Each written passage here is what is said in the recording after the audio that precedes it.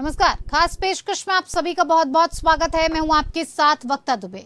चुनावी साल में सीएम अशोक गहलोत ने राजस्थान में जातिगत जनगणना करवाने की घोषणा की है। साथ ही ओबीसी आरक्षण 21% से बढ़ाकर 27% करने और मूल ओबीसी के लिए अलग से 6% आरक्षण करने की घोषणा की है। गहलोत बांसवाड़ा के मानगढ़ धाम में विश्व आदिवासी दिवस पर हुई सभा में बोल रहे थे। गहलोत ने सभा में कहा कि जातिगत जनगणना होनी चाहिए तो पूरे देश में एक मैसेज चला गया। हम चाहेंगे आपकी भावना के हिसाब से राजस्थान में जातिगत जनगणना शुरू होगी। जाति के आधार पर जिसका जितना हक है उसे मिलेगा और इस प्रकार की सोच को हम आगे बढ़ाना चाहते हैं। प्रदेश में अभी सुप्रीम कोर्ट को 16%, एससी को 16%, एसटी को 12%, ओबीसी को 21%, ईडब्ल्यूएस को 10% और एमबीसी को 5% आरक्षण है। ओबीसी का जो आरक्षण है वो बढ़ाकर 27% करने के बाद अब राजस्थान में 70% आरक्षण हो जाएगा।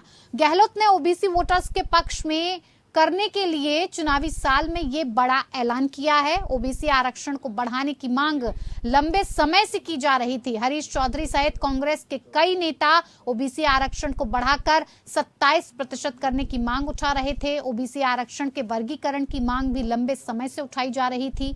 विधानसभा चुनाव से ठीक पहले ओबीसी आरक्षण बढ़ाने और मूल ओबीसी को अलग से आरक्षण देने का ऐलान करके गहलोत ने बड़ा सियासी दांव खेल दिया है। विधानसभा में पिछले दिनों सरकार ने जातिगत जनगणना को लेकर संकल्प पारित करके केंद्र सरकार को भिजवाया था।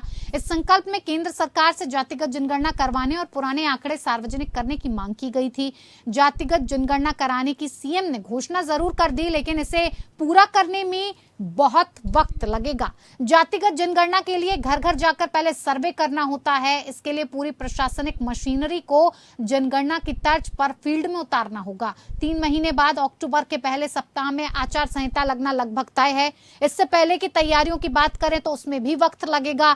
चुनाव आने के कारण भी इसका काम प्रभावित होगा। मोटे अनुमान के अनुसार अगर बात की जाए तो इस काम के लिए साल भर का वक्त चाहिए। लेकिन फिलहाल इस पूरे मुद्दे को लेकर विपक्ष की तरफ से एक दांव जरूर खेला गया है, या यूं कहा जाए कि गहलोत का पिछड़ों पर बड़ा दांव खेलने का ये पूरा सियासी समीकरण अब सामने आ गया है।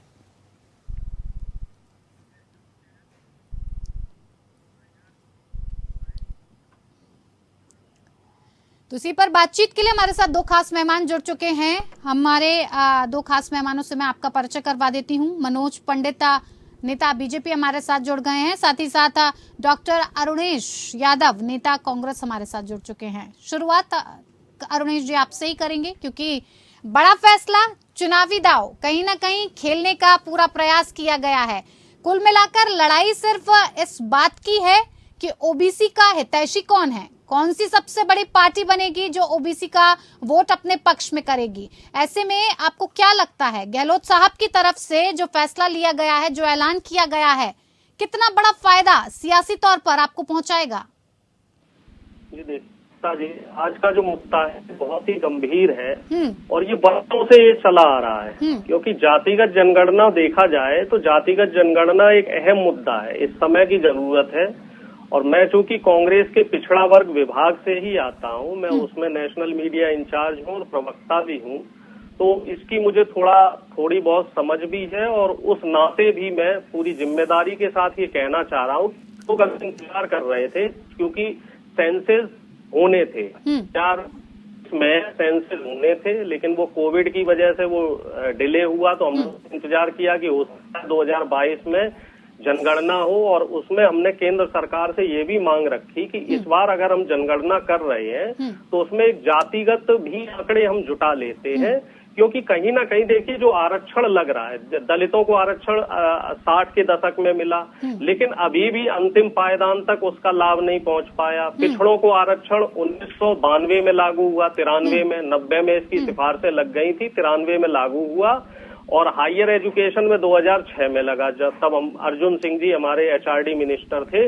लेकिन अभी भी देखा ये जा रहा है कि जो आरक्षण का पूरा लाभ जो शोषित वंचित समाज है, जिसको मिलना चाहिए था वो नहीं मिल पा रहा है, तो उसके लिए समय की मांग जो है वो जातिगत जनगणना भी बन रही है। और इसमें एक और पहलू है जो देखने में बड़ा ही दिलचस्प है कि केंद्र की तरफ से तो 27% आरक्षण है, लेकिन कई राज्य ऐसे हैं अभी, जिसमें मध्य प्रदेश एक बहुत महत्वपूर्ण राज्य है, और इसमें देखा जाए तो झारखंड है, जहां पे अभी भी 27% पिछड़ी जाति के लिए आरक्षण अभी भी नहीं लगाया गया है।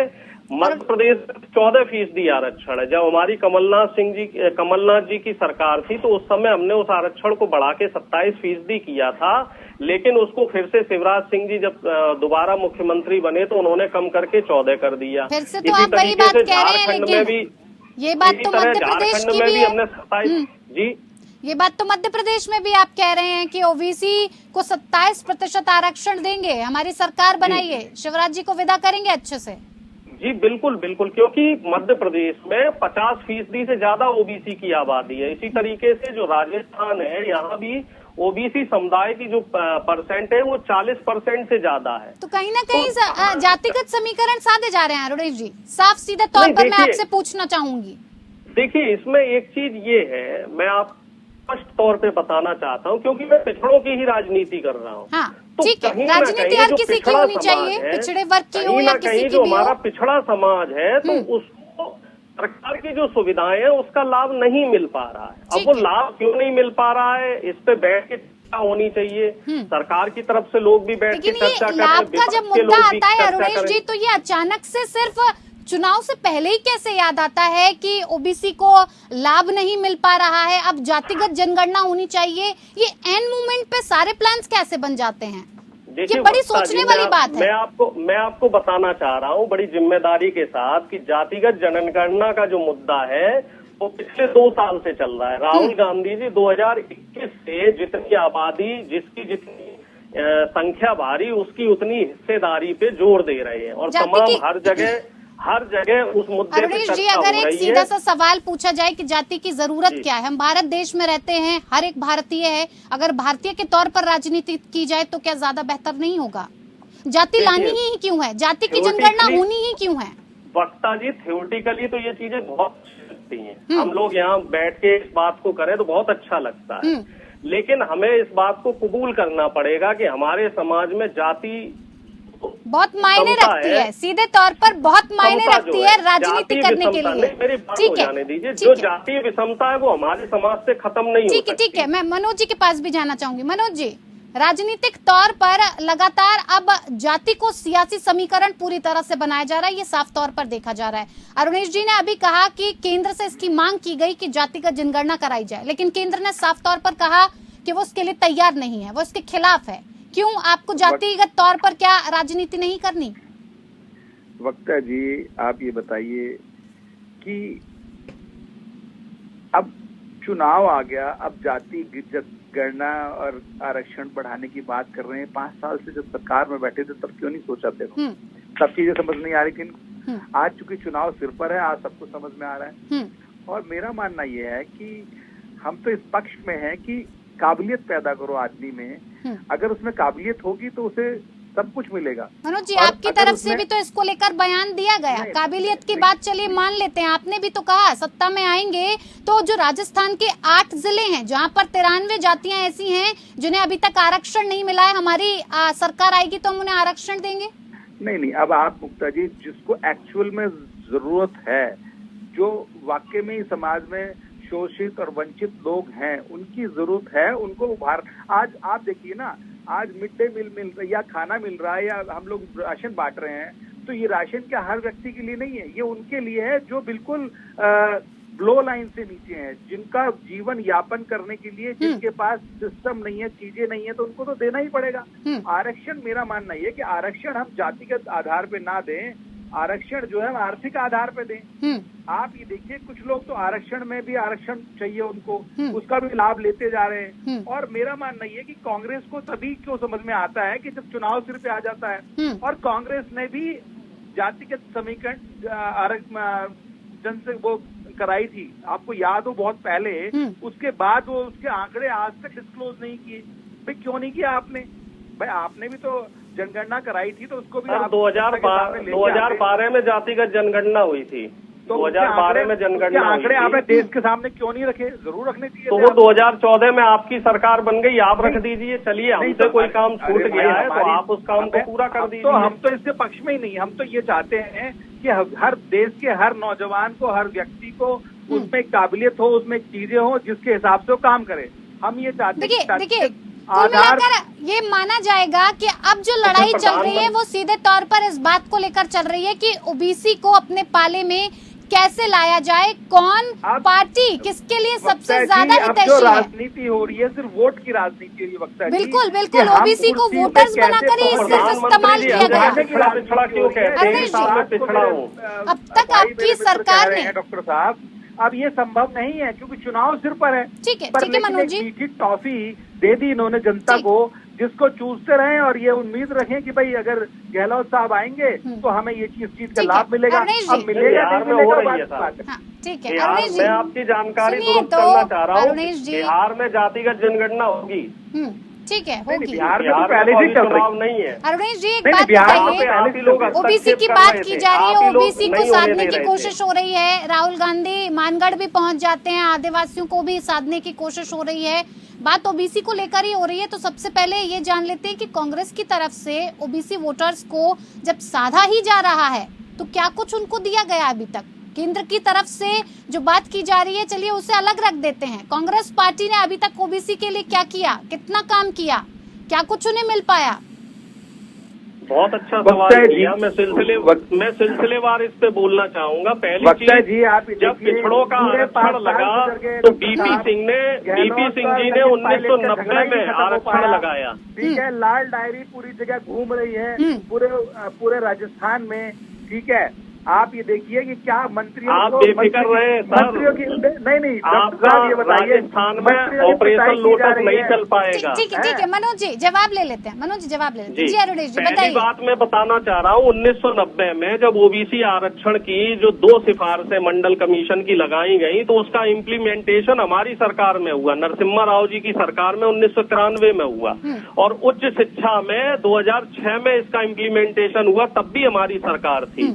हमने शिक्षा में और जो तमाम सरकारी नौकरियां हैं उनमें हर जगह आरक्षण दिया है। और हम उत्तर प्रदेश में ही हमारे मुख्यमंत्री थे बाबू राम नरेश यादव जी, तब उत्तर प्रदेश में सबसे पहले 80 के दशक में जो है ओबीसी आरक्षण 14% लगाया गया। और अर्जुन सिंह जी जब मुख्यमंत्री थे मध्य प्रदेश के, तब हमने मध्य प्रदेश में 80 के दशक में सबसे पहले 14% ओबीसी आरक्षण लगाया है।